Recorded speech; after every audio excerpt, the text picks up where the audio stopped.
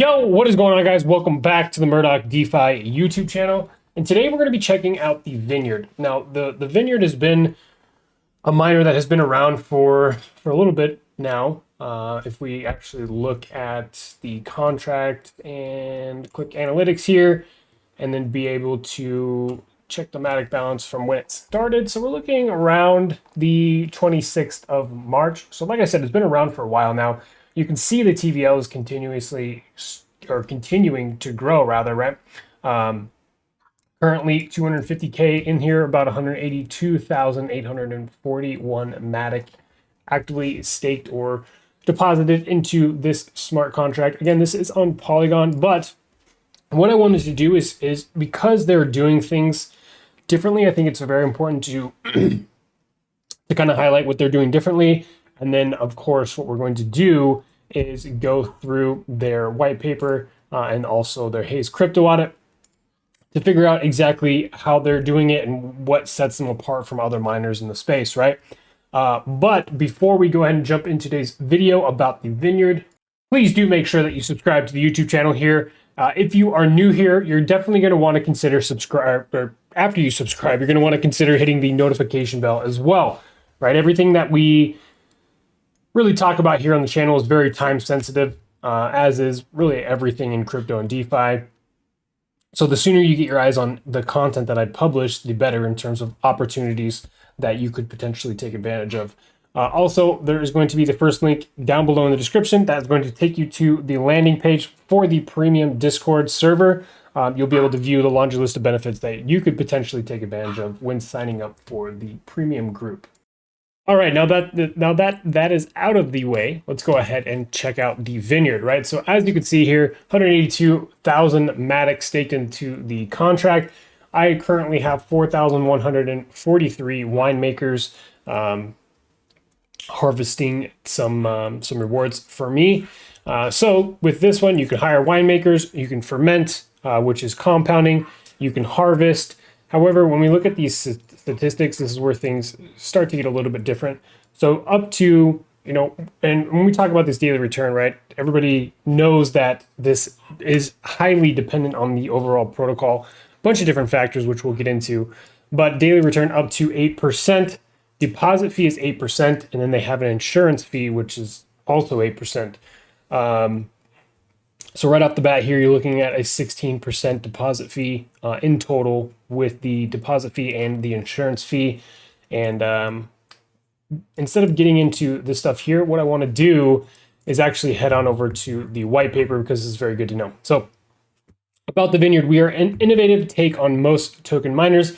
The contract acts as a matic reward pool, earning you up to 8% of your matic deposited on a daily 24-hour period.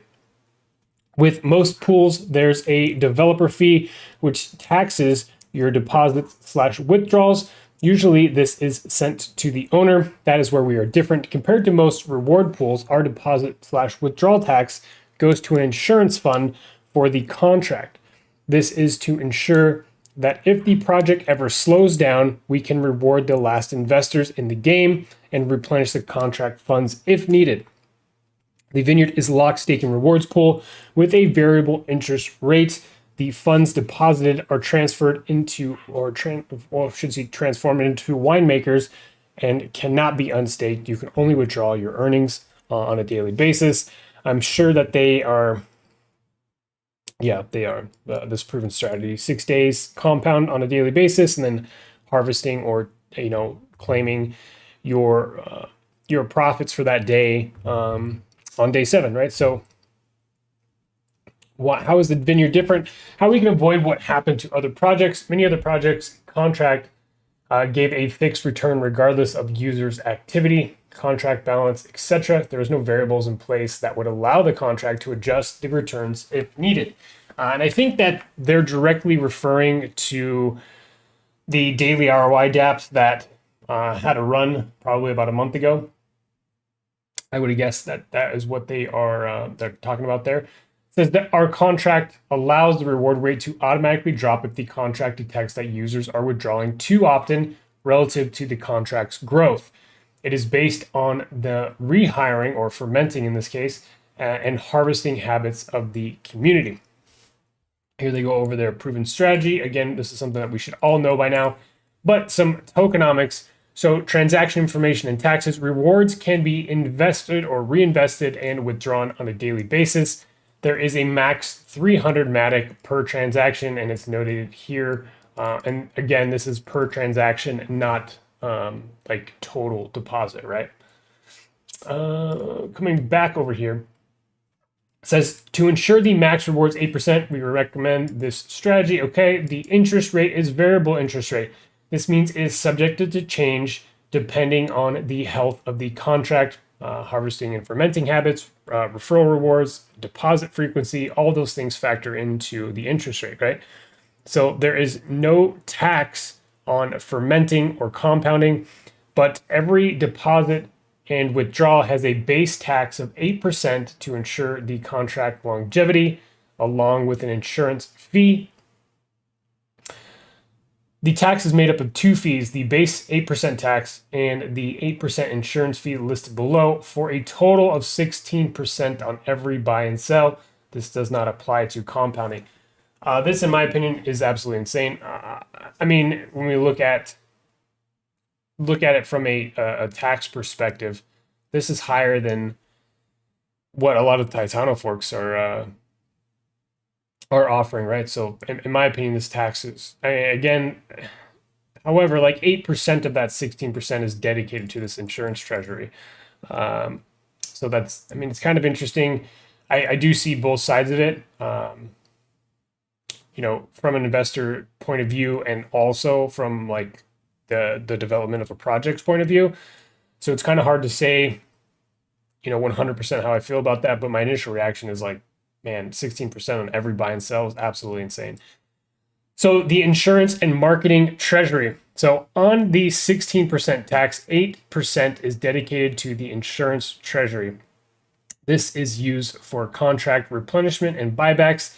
The other 8% is dedicated to the marketing fund.